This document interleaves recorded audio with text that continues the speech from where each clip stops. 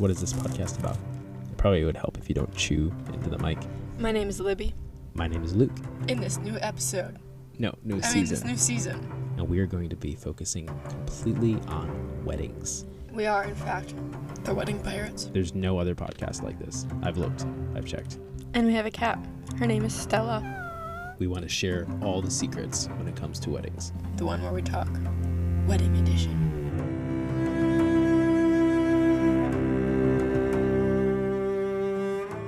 Hello, and welcome back to another episode of the one where we talk wedding edition. Today we're talking about branding and also how this applies to whether you're starting a photography business or really any business, or you're somebody that's looking to hire a photographer or a videographer, or hiring a business. Some stuff to look for in their branding that can be red flags, green flags. And from the vendor's point of view, I think it's important that we discuss, like, how do we give more green flags than red flags when it comes to your branding. When you think of branding, what do you think of? The face of someone's company, I guess. What does their company represent? What do they stand for?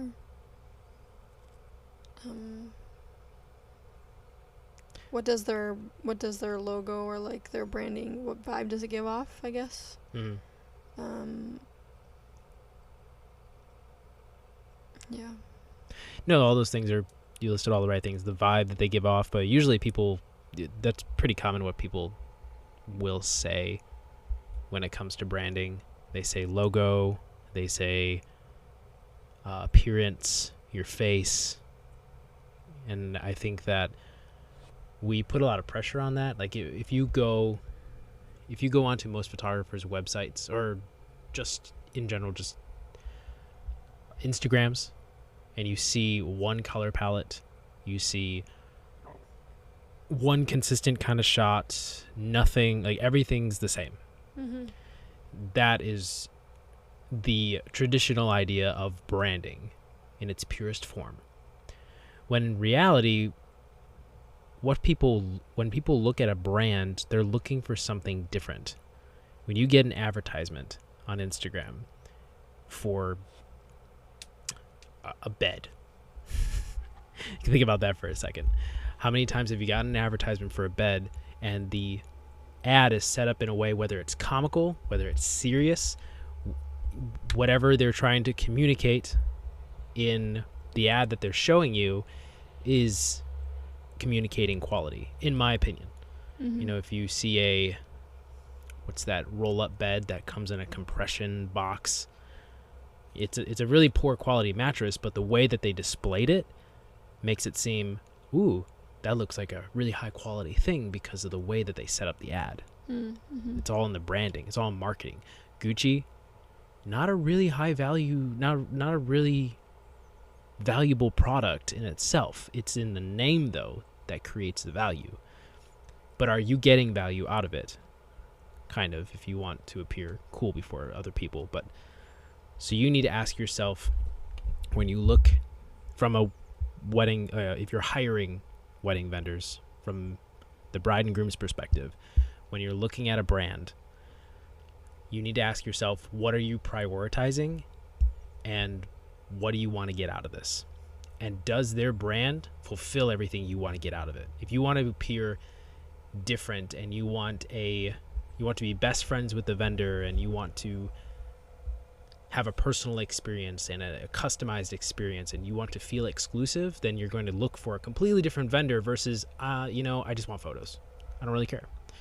You're going to go look for someone that maybe doesn't care as much about their branding. They just want to push product, and that's not bad. That's what you need. Maybe you're like, I don't want to take time in getting to know my vendor. I don't care about that. What I care about is the flowers. I want my wedding day to smell good, and that's perfectly fine. But you need to know what you're looking for in your vendor. Mm-hmm. And the end product that you get is determined by the branding of the vendor that you hire, at least in my opinion. What do you think? Yeah. I think that's It's all about what you want, what you care about, and also too like looking into a brand and what they stand for. I think knowing what you're supporting is important. Yeah, because you have a lot of vendors that are just that work as a hub, and then they outsource everything. So you have, for instance, you have somebody that runs the entire floral shop, but they're not at any of the weddings. They're sending their employees to go do all the weddings. Or you have a photographer that maybe has 15 years experience, and now he has a whole plethora of photographers that work under them, and they're not going to be at the wedding. They're sending one of their photographers. Same work with DJs and all that. So you need to know, is that their branding? Is that what they stand for? Are they supplying jobs, or are they an exclusive all in-house company? Yeah. That's something you need to be asking yourself. That's something you need to be asking your vendor. And that's something you need to be asking yourself as a vendor. What do you want to be? Mm-hmm. What is your end goal? Is your end goal, I just want it to be me. I don't want to have employees. I don't want to have to worry about payroll. I don't want a gigantic office, and I don't want to do 150 weddings a year. Right. I don't want to be a corporation. I just want it to be me. Or, like, do you want to be a wedding hub, a wedding center where you can just push all the wedding vendors and have a massive corporation? Neither are wrong. It's a matter of figuring out, what do you want to be? Mm-hmm. And a lot of people think, oh, I'll just figure it out as I go. You kind of can figure it out as you go. I know for us, that's kind of how we did it. How would you say our branding has developed? Our first idea of what we wanted to do was just to get as much experience as possible shooting content, I guess. And so we started out just asking couples if we could do photo shoots of them, or babies, or engagements, or Yeah, we literally just whatever, reached out to proposals or graduation photos. So we were just reaching out to people, and we named our first company L&L Photography because Luke and Libby starts with L, both start with L. And people always said, oh, L&L, I can remember that. So we Yeah. thought, well, we might as well just go with that. Right, yeah. So it was very much of like and our logo was like of a camera that had two L's that were like mirrored as like the base of the camera. And yeah, it was just kind of more of like a cutesy logo. So we got a lot of, we didn't really know what we were doing as far as the brand went. And then we decided, hey, what are we wanting our business to look like? What do we want to focus on for our brand? And decided that we really liked doing weddings, and that's what we wanted to focus on. Then we realized we wanted to do weddings that are different, that are not your typical get married in church, have a reception The end. at a banquet hall, the end type weddings. We wanted to do weddings that were different. More so different couples. You can have like a basic church reception hall and all the things. You could have the basic things and have not a basic couple. Yeah. You could have a very untraditional couple, put them in that scenario, and all of a sudden you have an amazing party, an amazing experience. It's all about the people. So we focused on the clients. Then the clients just make the venue. They make the experience, they make the space, and that kind of developed into this idea that, like, well, we want the people that are different. We want the people that are going against the rules, and obviously rebels. Yeah. So we're looking for rebels in love, and that's where that kind of developed. And then our logo changed from the camera to skulls and two roses. Skulls and roses. Skulls and roses. Skulls and roses. Yeah, but that's what branding is. I think the best way to let it happen is to let it evolve. Some people feel like they need to have a gigantic room filled with all these people. I think we reached out to 1924 US when I was first developing this idea of rebranding from L&L to something else. Mm-hmm. But we didn't have $15,000 for a rebrand, which if you do want a legitimate rebrand and you want it done right, and you want them to do all the designing and to communicate to you what they think your vibe is and try to fix that, then you're gonna pay upwards of $10,000. Like, that's something that I figured out. I said, okay, well, we don't have that kind of business income, Right. So we need to figure something else out. So we did a lot of things ourselves, and we went the local route where we found a local artist to draw our logo, and we developed our own brand name. We went through a couple different names. I think at one point I said shipwrecked. I'm like, oh, that's not something we should probably communicate in weddings. Yeah. We were trying to think of like pirate pirate like themed, because we really like pirates and. It's not so that we like pirate. It's the idea of the freedom of the pirate, trying to communicate to people. I just felt like a little 2-year-old. So why did you decide to play with this toy? Well, because I really like pirates. But it's true. They're just so cool. I think that communicates to our clients that, you don't have to be traditional. You can, because we did whatever we wanted with our brand. Like people said, you guys look like pirates. Cool, that's our brand. We're going with that. People loved that. We went with it, and that communicated a certain vibe. It gave us the freedom to deliver something completely different compared to just other brands, where a brand is a single color palette, or a brand is a one look kind of thing, and it's just straight to the point. Like we want this relationship, we want these people, we focus on the clients, and we went completely the opposite direction of what weddings are supposed to look like. And to a lot of people that was uncomfortable, so we lost a lot of our friends who were in the wedding industry, I would say, just because we are so different in the way that we connect with our couples, in the way that we communicate what matters to us, because we want our clients to understand what matters to us just as much as we want to hear what matters to them. Because if we understand each other and we have that relationship, then we can create an amazing piece of art together.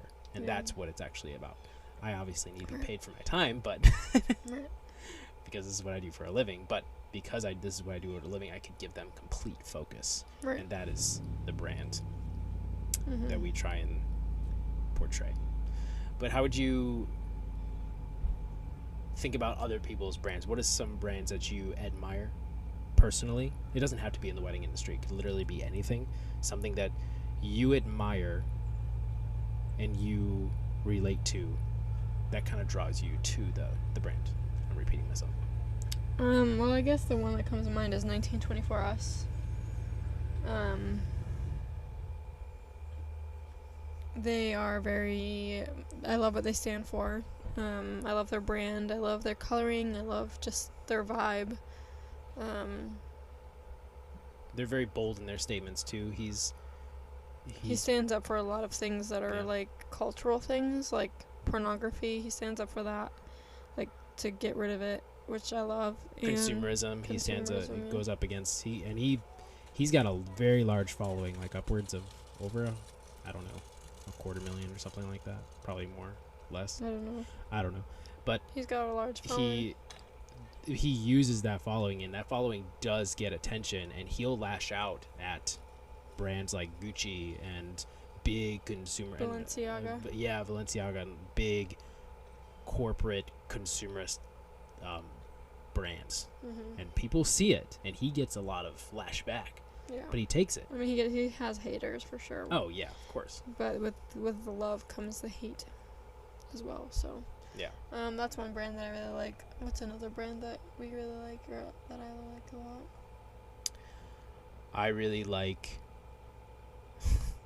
the PETA vegans are not gonna like this, but I really like Truman boots.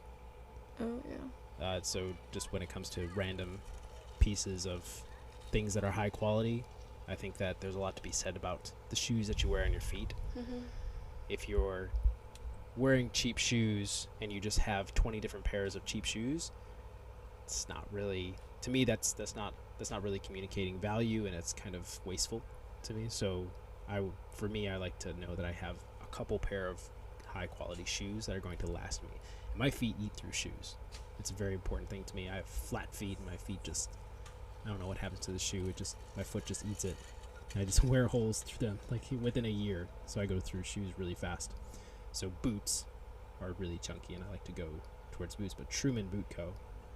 is they communicate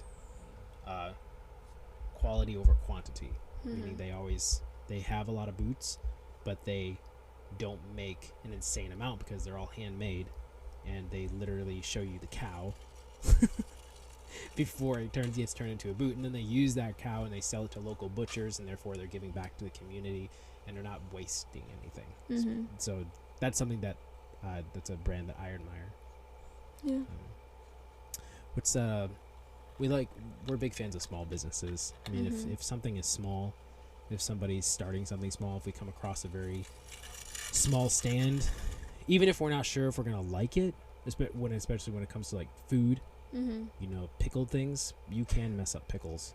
But if I have the chance to buy a small business's pickle jar, I'll do it. I'll give it a try. I've had some bad luck with homemade pickles though.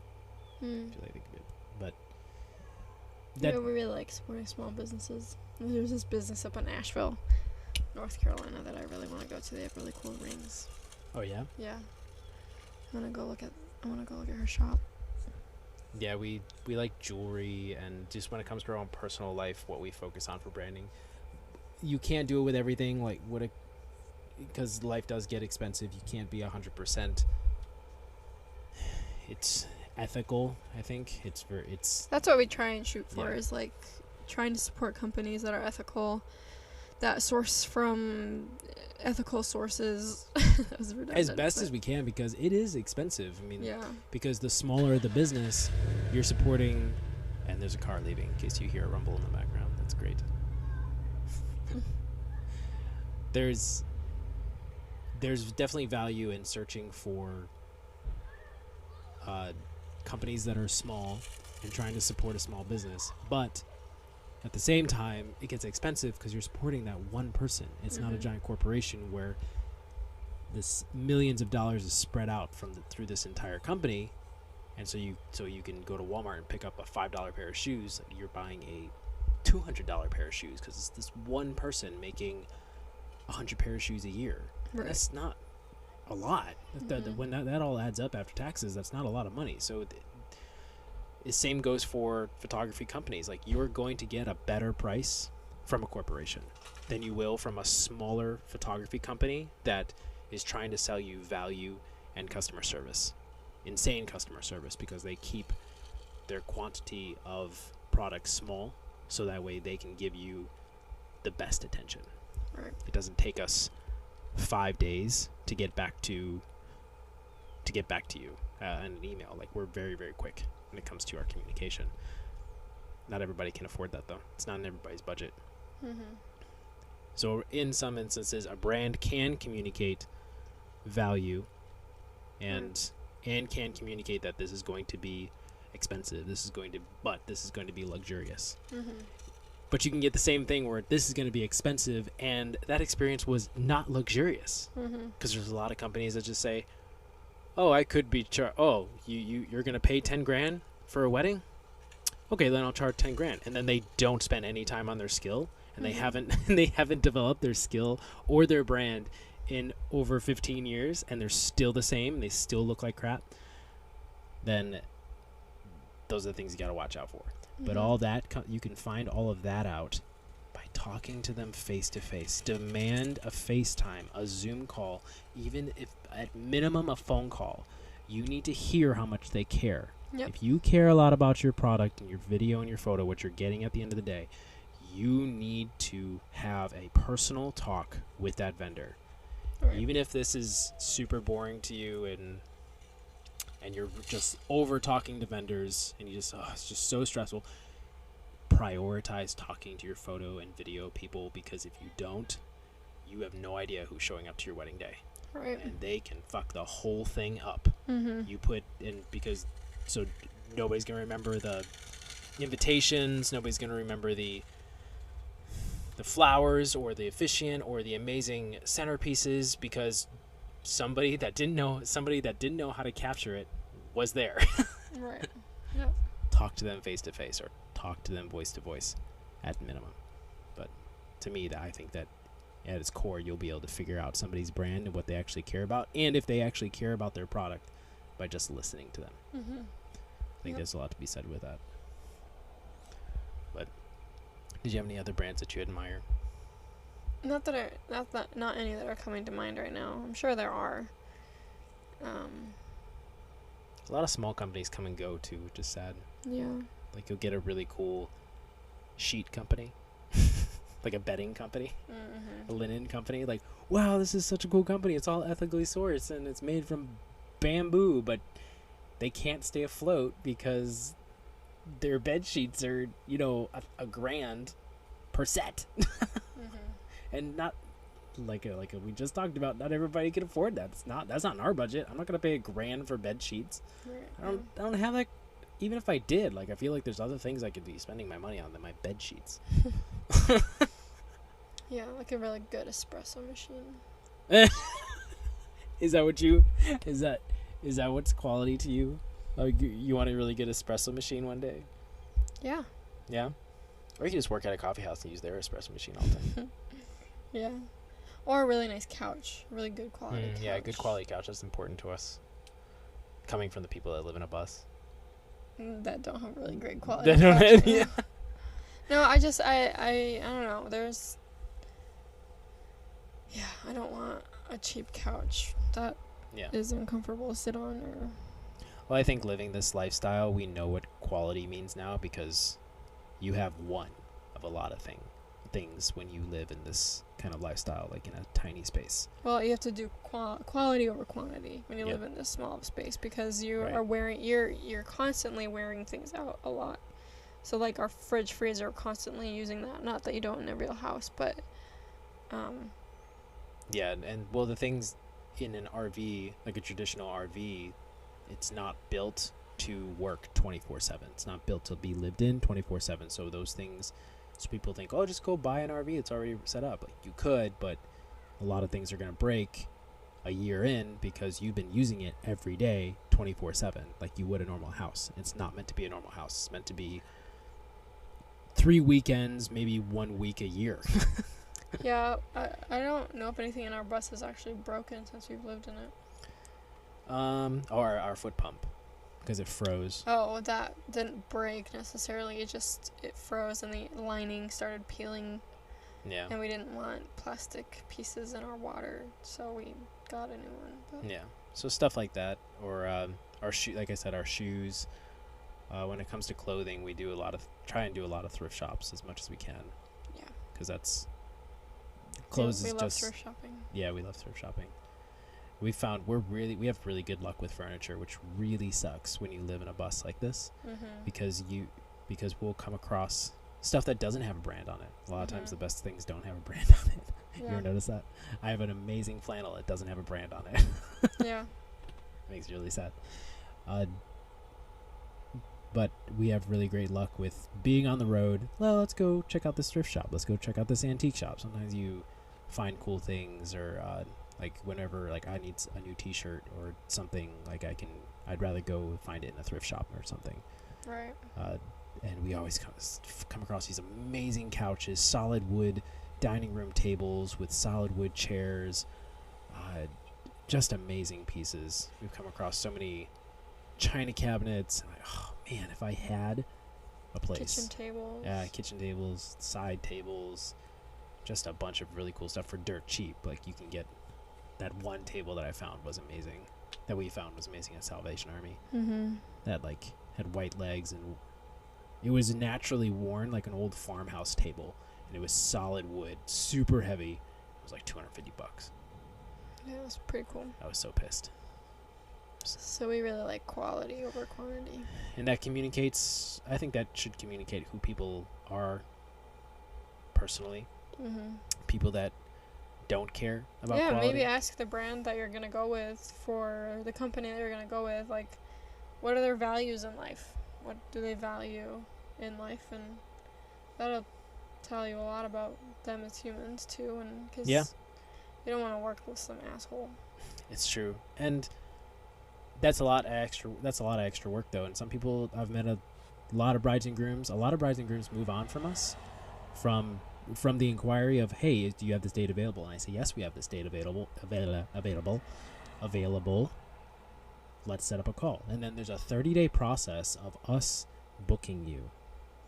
of you booking us, making sure that we, from the point of contact all the way up to the point of you signing a contract and beyond that, we are involved and you are involved and we are talking like we're best friends. By the time that we're done with this, your entire experience, you know us and you're comfortable with us. But that takes a lot of extra time, and and we've had a lot of brides and grooms that contact us, and I start that process. They're like, we don't have time for this. Okay, cool. Then you can totally move on to another vendor that will give you the speed that you want as far as your product. You can get next day edits. You can go and do all the things, 100%. If we're not your vibe, what you're looking for, before we even take a photo of you, definitely don't book us. Right. I would recommend that for any bride and groom. I've turned away brides and grooms. We've turned away multiple brides and grooms just because we said, like, we don't really feel like we vibe with you, and we want to be good friends with you. And it's not like personal, like we have something against you. It's just we don't feel like we won't be able to capture your wedding. We won't be able to do it right, and we want to do it right. There's no wrong in that. Right. But that should communicate what kind of brand you should be looking for. And what kind of brand you should become, is know what you prioritize. But that's about all we have time for. Thank you for listening to the one where we talk, Wedding Edition, Season 2. Remember that we have a YouTube channel where we post all of our work. You could also see a bunch of seasons of us living in our bus life. And remember that you can rate and like this show, and we hope to see you on the road one day. Have a wonderful day.